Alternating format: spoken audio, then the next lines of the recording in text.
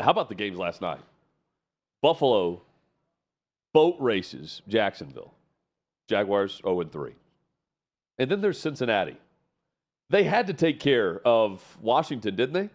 Rookie quarterback coming in. Surely they would. Joe Burrow. Jamar Chase he's wearing the Always Open. He also has the 7-Eleven ad campaign that started, but he's wearing the Always Open T-shirt as he takes the field for the first time during warm-ups, and then he has 2 touchdown catches. You felt like this was the game where Cincinnati would get back on track.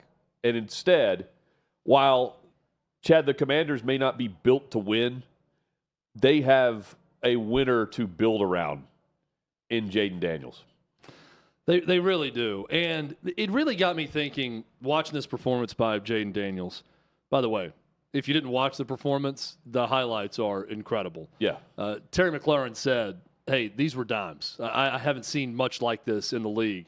Some of these passes, one of which, I think a 27-yard touchdown pass, he's getting hit in the chest as he releases it. And, I mean, puts it on the money. 293 yards, 91.3% completion percentage, 3 total touchdowns for Jayden Daniels. It really got me thinking about the obvious in football, in the NFL.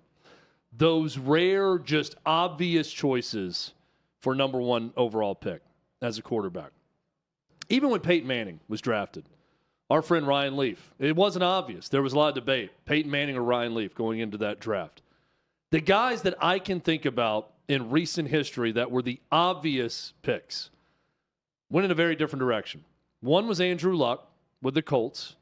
It felt unfair that the Colts organization went from years of Peyton Manning and winning a Super Bowl and getting to another with him to Peyton Manning has a neck injury. He sits out for a year. They tank.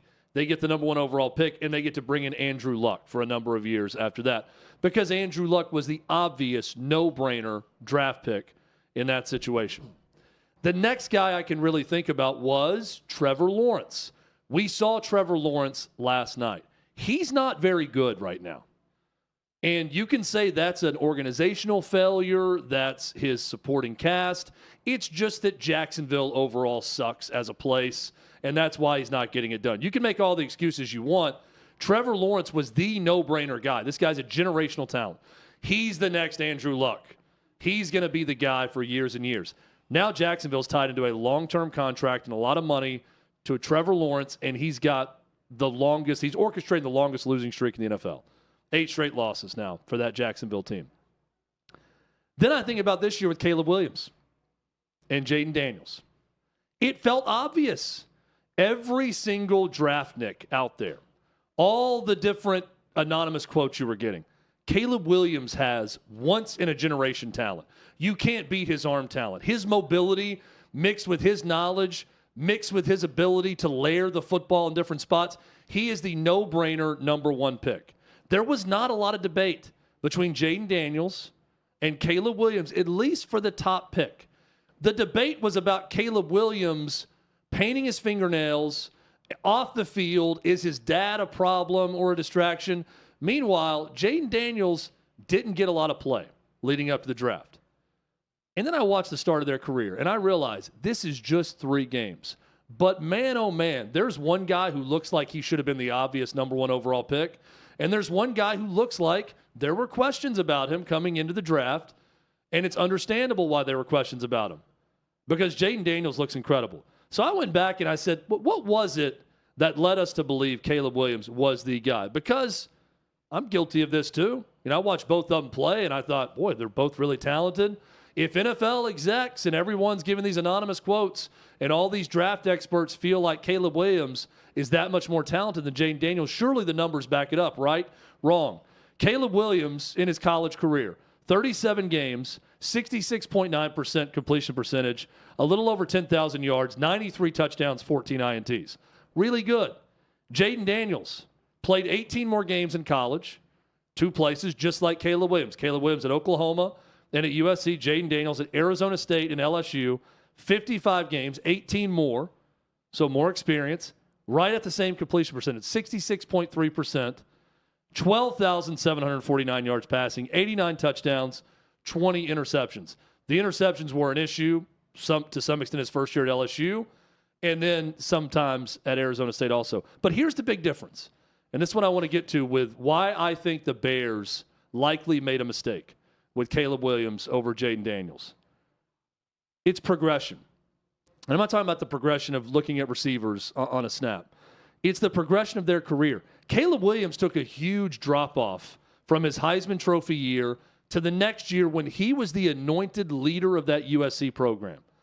He was not that good statistically. Certainly not as good as his Heisman campaign, and the win-loss record showed that. They went 7-5. Now, while I'll argue LSU should have won more with Jayden Daniels winning the Heisman Trophy than they did in his Heisman Trophy year, there's no arguing it was a gigantic uptick in production. From his first year at LSU and under that Brian Kelly system to year number 2, a giant step up for Jayden Daniels. And we may be seeing him take that next step now in the NFL.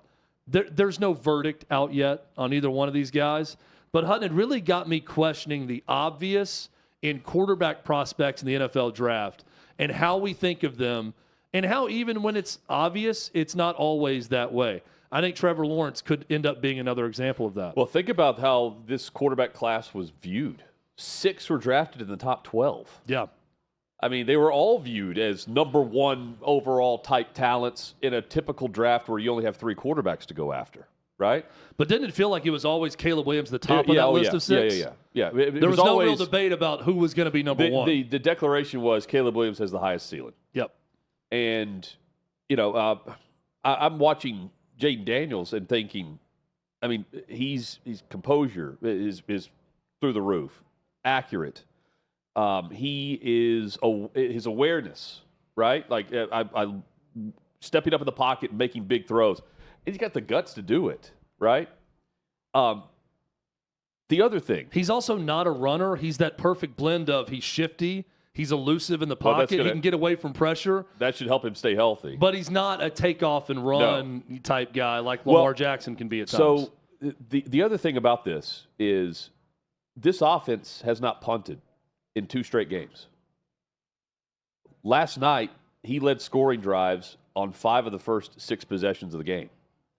And he's yet to turn the football over. In fact, Cliff Kingsbury. He's yet to turn the football, no interceptions, and the offense has not turned the football over yet this season. That game last night, crazy stat. This was the first game without a punt or a turnover since 1940 in the NFL by both teams.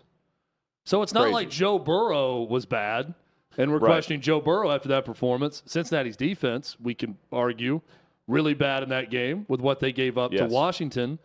But, I mean, he made it look easy last night. I'm talking about Jayden Daniels. And then when it wasn't easy, he still found a way to make a play.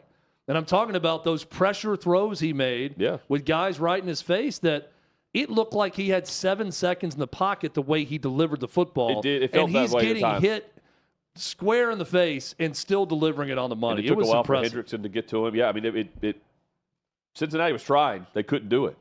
And I'll also point out, like, you know, the rookie quarterbacks that come in and have the success. Caleb Williams threw for over 300 yards this past week against the Colts. For whatever reason, the play calling by Shane Waldron in the clutch moments. I mean, he's running like he's got like a wheel route on one end, and on the other side, he's got a sprint by Caleb Williams where it's like 4th and 3, I think, 3rd down and 3. They end up losing 12 yards on the play call. You know, it's just very confusing on what they're doing. Meanwhile, Cliff Kingsbury, apparently he has a very simple offense. That's what Cam Taylor-Britt said during the week, cornerback for Cincinnati, which I like how Cam Taylor-Britt has handled this, former Nebraska defensive back. And he said, hey, going into the week, this is an offense and a quarterback that it's pretty basic, and it's very much collegiate. Yeah, composed. They don't make them do a lot, so they keep it really simple for them. Nice college offense. Kingsbury's the OC, so a little move guys around here and there, but just keep it real simple for him. I heard his pass percentage is very high, but he's only throwing short. routes, some intermediate stuff, quick throws. So post game, Zach Taylor, Chad, he's pissed off because he's asked about it. And he's like, no, we can't be in the locker room talking about this stuff. We can't be making these statements whenever we're talking about an offense that hasn't punted in two games. But then Cam Taylor-Britt, while he stands there and owns it in this next clip post-game, he's willing to take it. He's not going to apologize for what he said because he's not wrong. Headlines with your comments about the Commanders' offense this week. Do you regret what you said, and can you talk us through what happened from a defensive standpoint tonight? No, ma'am, I do not regret it. And I didn't mean anything malicious out of the comment. It was just made bigger than what it was. Yes, I can eat my words, most definitely. We did take a L today. But as a team, it was sort of because it was off very quick throws. He's very athletic in his spin plays. And that's how the game went, man. They stuck to their plan, and, yeah, that's how it went. Zach, So I love how he handled that. I do too. He didn't have the attitude about it, and I wasn't expecting that, but I was kind of expecting him to be short and sweet, with the answer. Well done. Handled very well. And I like how he owned it. The way Jayden Daniels owned Cincinnati last night. Yeah, I like the way he handled it after the fact. I also, if I was his coach and I'm Zach Taylor, I'd be saying the same thing about, let's just not be making fun of, if we think we got something defensively against their offense, let's not be revealing that or also giving them anything that makes them think, they think that we have a very simple offense. I get both sides of it, but that was a masterclass in how to handle it was good, very good. Gaffe after the fact. No, I don't regret it, and we took the L tonight. They showed us up. They played faster than we thought, and so, you just sit there and eat it. Terry McLaurin has the touchdown catch. Perfect throw. Great play on the side of the end zone there. Well, look at this catch with Hill draped over him. Just precision. And that's the one where Daniels got hit. Yeah, this was with play. 2 minutes to go in the fourth quarter. Yeah, that's the one that pretty much put it away. But that was a teardrop in the perfect spot. And I mean, he had pressure in his face on the throw. You're thinking they're going to get a piece of it, or at least his arm's trajectory is going to change a little bit, getting hit. Nope. Yeah, that thing was right on the money. What a night for Jayden Daniels. How about this for Terry McLaurin now? He's got a quarterback. Here he has caught a pass from these quarterbacks in his career now. Now Daniels, Jacoby Brissett, Sam Howell, Carson Wentz, Garrett Gilbert, Taylor Heineke, Kyle Allen, Dwayne Haskins, Case Keenum, Alex Smith, and Colt McCoy. He's been through the gauntlet of quarterbacks with Washington. And now he has the opportunity, again, while they may not be built to win exactly this year, they're currently atop the NFC East, and they have a quarterback that they can actually build around, which is crucial. They found their guy. But, hey, they could be this year's Houston Texans.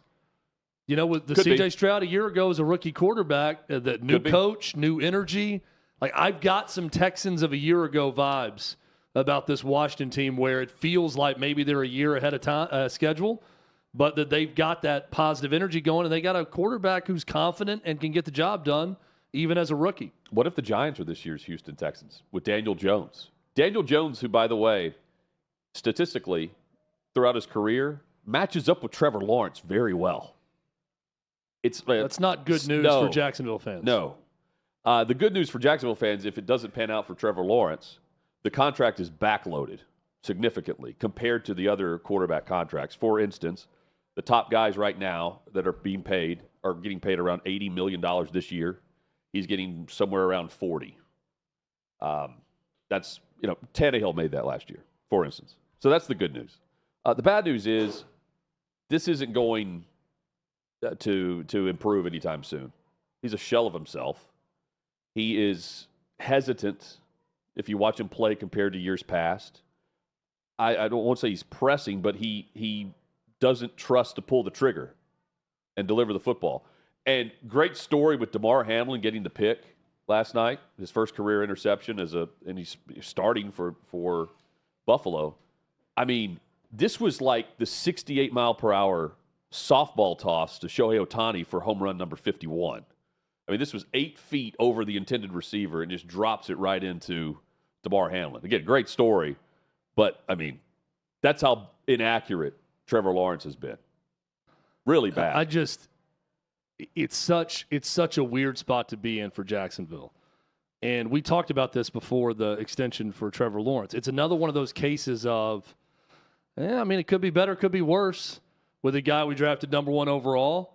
We're not completely sure that he's going to turn out to be great, but we could do a lot worse than Trevor Lawrence, so we'll give him the money. Right. We'll give him the contract, and then once that contract arrives, it's just gotten progressively worse. And now this losing streak, and now is Doug Peterson going to be around this entire season even? Right. Or after this season? It's just a mess. He wouldn't even commit to Lawrence moving forward. He said everything's on the table and what we have to discuss on what we're going to change. The offensive line is horrible, beyond awful. And again, like they can't move the football. I wonder they can't keep up. With NFL coaches, like I feel like in college, a lot of times you kind of know the coaches when they're around their team, like, all right, this is going to be an issue with whatever part of their team going into the season. Yeah. I feel like the NFL, I wonder if Doug Peterson even thought this was a possibility, that this bad was going to be a thing for Jacksonville, or you just get in it.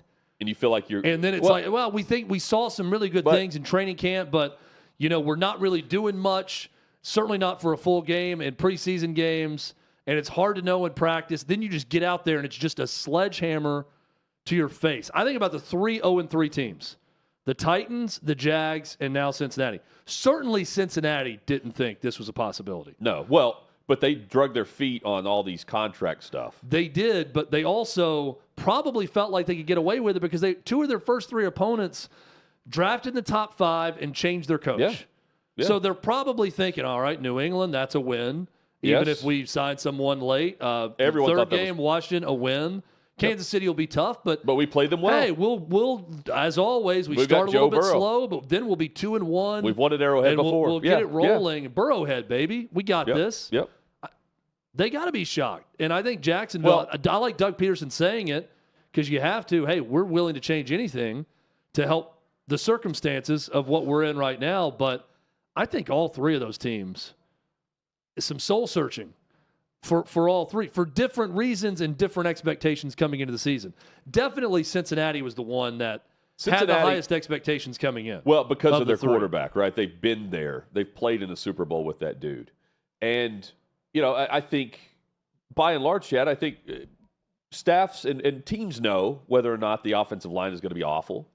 But the best quarterbacks in the league make that line just a little bit better to where you can overcome some of your deficiencies. And that little bit better could be 3 or 4 wins different over the course of a season. Yes. Yeah, I mean, the scoring's down. The time of possession is up across the league. There are fewer possessions altogether. I mean, you want your quarterback to lead and keep the football. And the 3 teams we're talking about punt quite often, quite a bit. Flip side, how about Buffalo? So I was dead wrong on them. Well, there's another example of the quarterback. They are, from a talent roster perspective, objectively worse than they were 2-3 years ago when they were last year. Sometimes, one of the Super Bowl favorites coming into the season. 2 years ago, yes. I think though you cannot place that value, that hidden value of energy. Well, the run game and too. A vibe. They can the run it. game's better, but it just feels like watching them. The entire energy around the team is different, and I think Stephon Diggs negatively affected that when he was there. They had the whole thing at training camp with him and Josh Allen. Great player. Again, this is where I'm saying they're objectively worse from a talent standpoint, right? But he's gone. A lot of defenders are not on Jordan that defense. Poyer gone. They're faster. You mentioned Gabe Davis. Gabe Davis is now in Jacksonville. I'm not saying those guys were all cancers or anything like that. It just feels like this whole team, even though the roster is a bit worse, there's a different mindset and a different vibe and energy about the Buffalo Bills this season. Yeah. And they're feasting all that. It's the same thing I feel about Washington right now, that they could be this year's Texans from a year ago and make a similar type playoff run possibly. Well, and then you've got, Josh Allen dealing. Yeah. I mean, he is precise. And how fast that offense was moving to start that game. They had Jacksonville on their heels and nowhere to go. Nowhere to turn. They were spitting. No solutions. And they were down, 34-3 at halftime? Yep. Yeah, well done. Great game plan. I did like Hutton, the multi-view option on YouTube TV after switching. It's been nice. I told people I'd update them on what I like. I followed love your lead. the college football version, but last night I got the NFL version of it with the 2 games on at once and going back and forth to different audio. I enjoyed it. I want the option to have multi-sports on there. Yeah, I don't know. Maybe you can't do that. I haven't figured out how to I do it. haven't tried yet. I think you can because you can just during the day plug different sports networks in together to different shows. So I'm pretty sure that you can. I have not opted yet for the NFL Sunday ticket where you can multi-view all day with all the games. Yeah. Right? You pay that. It's a lot of money, but you have to get it through YouTube TV and you can watch all the games at once. Chad, just wrote one final note on Trevor Lawrence. 61 turnovers since entering the league. That's the most in the NFL. 61. They turn it over quite often. I am curious if he's going to be a guy that here's an interesting stat also. The one you didn't know what you were going to see today on Trevor Lawrence. And history was made last night with one of his picks in that game. I do wonder if, all kidding aside, if Trevor Lawrence's career dies in Jacksonville with this team or if it's resuscitated elsewhere. If this is going to be a story that this is bad, it's getting worse. He's too good to not a change is made. Turn it. Very different from Bryce Young, but we're asking the same thing about him as a number 1 overall pick. Yeah, well. Is he going to go somewhere else that's going to catch fire? Sam Darnold's an example right now that maybe he's reviving his career in a better situation. Well, and it's stability. So Shad Khan was reportedly in the coming down from his visitor's owner's suite and then down in the tunnel and was as angry and mad as people have seen him. He's normally pretty laid back and chill. Not last night, according to reporters that were down there. You got me up here to BFE, Western New York, to watch Niagara. To watch this performance. And then I saw after the game that their plane had a malfunction. It was delayed until 1 or 2 a.m. Yeah. To fly back. It's not good for the Jags. It's a tough trip to the Niagara Falls for the Jacksonville Jags. Chad, tough situation or maybe not for Antonio Pierce. So we discussed this a bit yesterday where AP, head coach of the Raiders, Antonio Pierce, he's post-game saying he was asked about whether or not his team gave enough effort. If he saw enough, he's like, no, business decisions. I'm paraphrasing. Business decisions were made. And we will have to go and make some of our own business decisions. Well, of course, they're immediately scouring the game to find where business decisions are being made. It's not hard to find. Jack Jones, cornerback who was released by the New England Patriots, who started as a rookie and had interceptions, pass breakups, was very good, and is maybe their best corner right now on their defense. He's also, keep this in mind, someone who has played under Antonio Pierce for over a decade. Antonio Pierce coached him in high school, and then he coached him in college after Jack Jones originally went to USC, transferred to Arizona State, where Antonio Pierce was coaching. Now he's playing under Antonio Pierce, of course, in Las Vegas. Not playing very hard, though. Here are some examples of screenshots that have been circulating that we pulled here. Late in the game is when we're going to start. Jack Jones is the quarterback at the bottom of the screen, Chad, right at the 21-yard line. Yep. And you've got Hubbard, who's carrying the football. Looks like he's tripping, but he's not. He's gaining balance. And it looks like Jack Jones is squaring him up. But here's the next frame as you see the turn and allowing someone else to make the tackle. It's like he's the defender in the NBA more than he is a defender on the outside coming up to make a hit. He was praying someone had help side. Sure. On that play. Where's my help side? That's what he's thinking after he got beat. No doubt. He was burned by Deontay Johnson and Adam Thielen a few times in this game, too.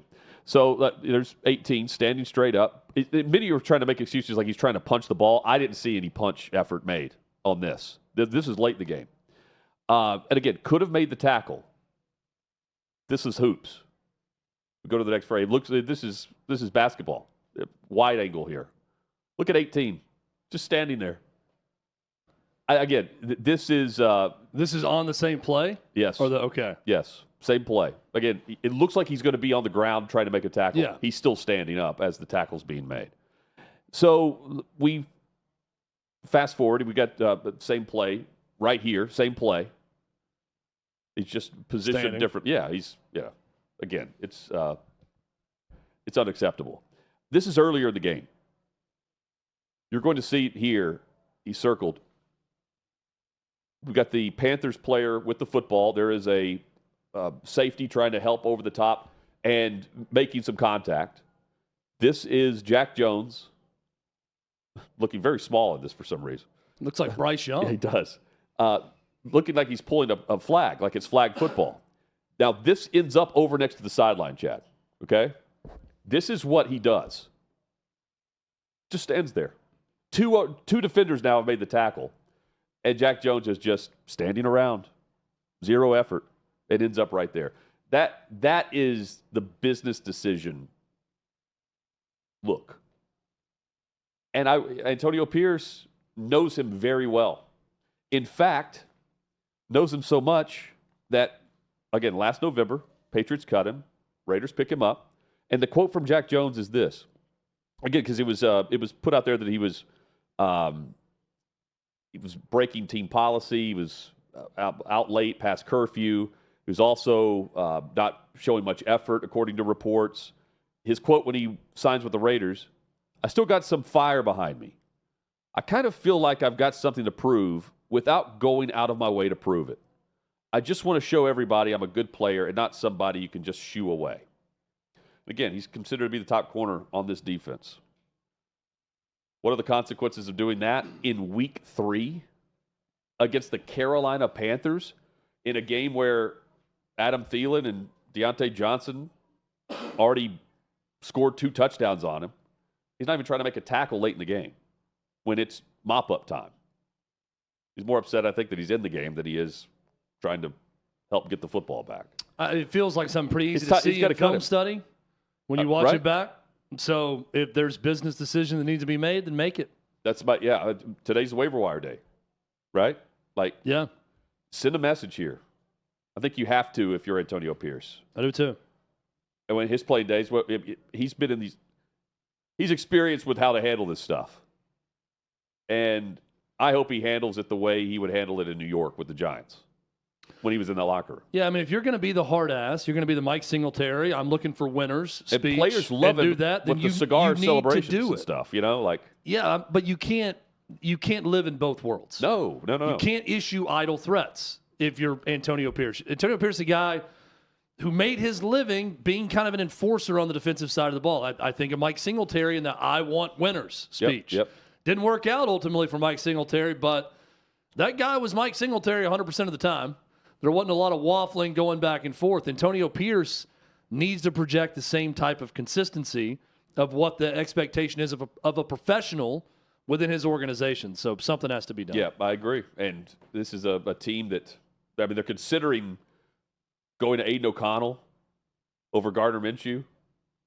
How do you not consider doing something else with the effort we saw there against the Carolina Panthers and Andy Dalton, who is now 4-0 against the Raiders throughout his career?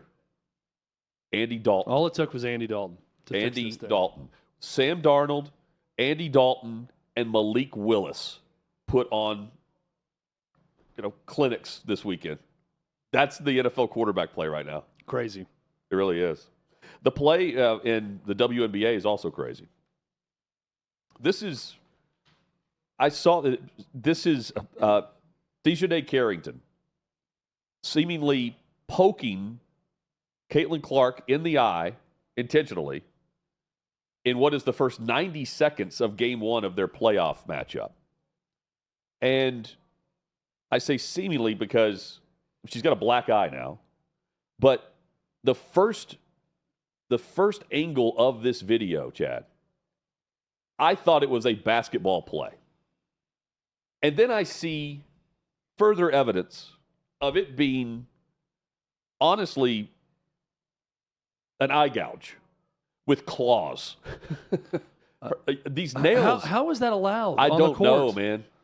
They're weapons. If we go back to the one where she's hands got out. blue nails that are claws. That And when I played church league basketball, they made you take a necklace off if you had one on because it could be dangerous to an opponent to have any kind of jewelry on. And the women of the WNBA are allowed to wear claws while they play, the long nails. Yeah, I don't understand that. Yeah, no foul was called, by the way. That's the other thing. But Bobby Brack points out, like, hey, there should be a suspension here for Carrington. Carrington, who has a history of not liking Indiana Fever fans and being jealous of Caitlin Clark, to the point where she's responding with calling Indiana Fever fans nasty. And you see in June, you got the foul on the court, immediately mocking her as a flopper. And then she goes on rants on social media where she was referencing fans Clark of being racist. Caitlin Clark nudging an opponent. Go back to that one, guys, before that, where she's referencing in a rant on social media. There's no screenshot of this, so I'm guessing she may have deleted it at some point, and says a lot of things about I'm this, and this, a lot of derogatory words, who needs to go back to Africa when I do it, huh? And then is talking about Caitlin Clark. Look, there's a lot to unpack here. Here's the worst one to me. I don't know if we have a screenshot of it, but it's, again, something that she ranted on in social media. And she says, dang, how one cannot be bothered by, and this is about Caitlin Clark not crushing her own fans, right? She's asked about, hey, do you denounce this or that? And she's just like, I'm not paying attention to that. I can't control it. But it would be also defending the players that were going after she says, her. I'm paid to play basketball, and that's what I'm worried about. A very reasonable response. And it was in a, do you feel like a lot of this stuff is happening because of the culture war, yada, yada, yada, Right. whatever. And she said, dog, how can one not be bothered by their name being used to justify racism, bigotry, misogyny, xenophobia, homophobia, and the intersectionalities of them all is nuts. We all see the shit. We all have a platform. We all have a voice, and they all hold weight. Silence is a luxury. Fast forward a couple months, and the same person who posted that blaming Caitlin Clark for racism. Right. That's what I'm reading here. She's blaming someone who does not appear to be racist or a bigot or misogynist or any of these things. She is the spokeschild, the spokesperson of racism in America. This woman, this white girl from Iowa, Caitlin Clark, is the epitome of racism in her eyes. That's what she's saying. And then she gives her a black eye in a game that I think she clearly could have controlled her hand and arm better. Oh, the way when she tried to block the shot on a jump shot. This is not like in traffic. It gouges in. Body jumping up. If we could show video, to me it's obvious. She's making a pass, and then she puts her hand up, and then her hand goes down with her claw into her eye. And what is her first response in the moment? Because I've seen the video of it, and the first response is not to, oh, hey, are you okay? When she's down on the ground holding her eye, knowing you just jab someone in the eye. Offer. It's to look at the official and plead with the official. I didn't do anything. I didn't do anything wrong. Almost as if she knew what she was doing when she did it. And no foul was called. No foul was called. Which is just as egregious. By the way, when I hear Dijonais, I get really hungry for Dijonais. Dijon mustard mayonnaise combination. Dip that in some grilled chicken in it. It's delicious. That's what I think about. No foul was called. She needs to be suspended for the rest of this series. I am sorry, but there is no other way to say this than it's premeditated. If you are dumb enough, 90 seconds if you are dumb enough to go on social media as an athlete in any sport and blame racism on a player and then go out and hurt them, I don't care if you got tripped by 3 other players and the back of your head busted her in the nose. If she's out for any time or her play is affected, you're out. Why? Because I've got it on record where you're blaming this girl for racism. That's why. Well, she's actually mocking anyone who isn't. No, it's this black. Is the whole. I get so tired of this though. Like they are. Well, you are supposed to be professional athletes. Okay, everyone wants to get mad about you're playing your part in the culture war and you're playing your part. Play damn basketball. Yeah. Like, you are paid to play the sport. If you want to be taken seriously, Dejanay Carrington or Kennedy Carter or anyone else, play the game hard and stop going on social media and blaming Caitlin Clark and all of Caitlin Clark's fans for the ills of society in the world. It gets so old. And the idea that it's Fever fans. Here's what Caitlin Clark, by the way, had to Fever say when asked if it was intentional or not. Circling back on the play with your eye, what would you say to the crowd of people that think a hit like that was intentional and maybe even warrants a suspension? It wasn't intentional by any means. You just watched the play. It wasn't intentional. All right. Thank you, Caitlin. Thanks, Caitlin. Yeah, you know what I saw there? Someone with Stockholm Syndrome. Someone who's been kidnapped by the league and is afraid to say it, because if she said what we all saw, that it was intentional, there would be a hit put out on her. She'd probably get busted in the mouth by someone else in the next game. That's going to happen anyway. That's going to happen anyway. But, I mean, she's not going to invite more of it on. Like, what is she supposed to say? Yeah, it was intentional. That's what I think. Well, I didn't get an apology. They didn't even call a foul. But I feel like that's what the issue is. We're back to the first weekend of the league. I sympathize with Caitlin Clark, because if you feel like there is an entire – Caitlin Clark is a minority in the WNBA. And if you feel like the majority of the WNBA is out to get you and hate you, and I'm quoting the woman who just nearly poked her eye out. I'm quoting what she said. How can you not be bothered when your name, talking about Caitlin Clark, is used to justify racism, bigotry, misogyny, xenophobia, homophobia, and the intersectionality of all of them? That's what she thinks about Caitlin Clark. Her name is the Jesus Christ of racism. That she is the racist figure that those that are racist are worshiping her. She believes this, and then she pokes her in the eye. So then if Caitlin Clark's asked, do you think it was intentional? If I thought, and I'm playing in a league that everyone felt that way about me, which Caitlin Clark feels some of this, yeah, you know what I'd say? Probably what she just did. No, it wasn't intentional. Definitely wasn't intentional. Because, guys, I'm trying to save my kneecap for the rest of this series. Is what I'm thinking if I'm Caitlin Clark. Well, there's no saving it if the league doesn't. It's just ridiculous. And yes, WNBA, couple things here. You've got to do something. You have got to close the gap of serious basketball league with your attention you're now getting. This league is getting ratings. They are selling out NBA arenas and breaking records when Caitlin Clark plays in games. And the fact that your officiating crew didn't even call a foul on that play, get it together. There's a huge gap right now, I think, in quality of the league and how it's run and officiated with interest. That's the good news, is the interest is higher than it's ever been. We got to close that gap to where the league and the officials are worthy of the interest the league is now getting. Chad, real quick, I brought this up last week and throughout the season. They also need to get a grip on when they're going to play their playoff games. Yeah. The league's broadcast, WNBA, is going to go head-to-head with the NFL up to 7 times throughout the playoffs. That happened with the first playoff game for Caitlin Clark. It overlapped with the divisional matchup with the 49ers and Rams. In October, the best of 5 WNBA finals, if they make it to the championship deciding tiebreaker, okay, Game 5, that game will be played on NFL Sunday, the same day as the Super Bowl rematch between the Chiefs and the 49ers. They're going head-to-head with that game. They're going head-to-head with Taylor Swift for a Game 5 of their final. What are they doing? That is just nonsensical.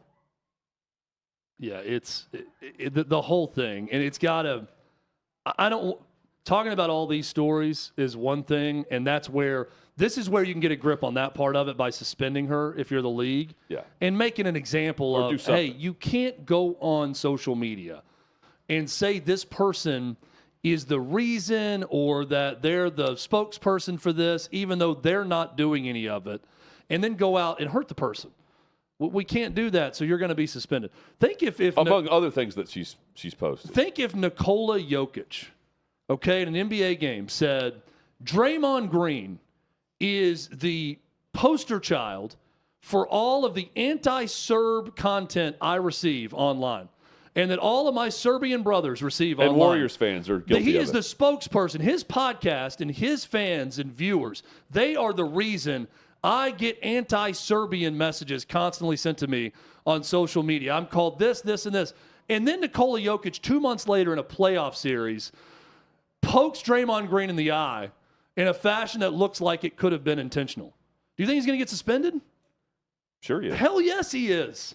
And that's where Just the like NBA Draymond. is run more like a pro league than the WNBA. Yes. The WNBA is afraid. Well, they won't even They're call a foul. afraid to do anything. They don't call a foul. Which is just start with that. Let's start with the foul being called on the floor. Instead, Caitlin Clark's on the floor.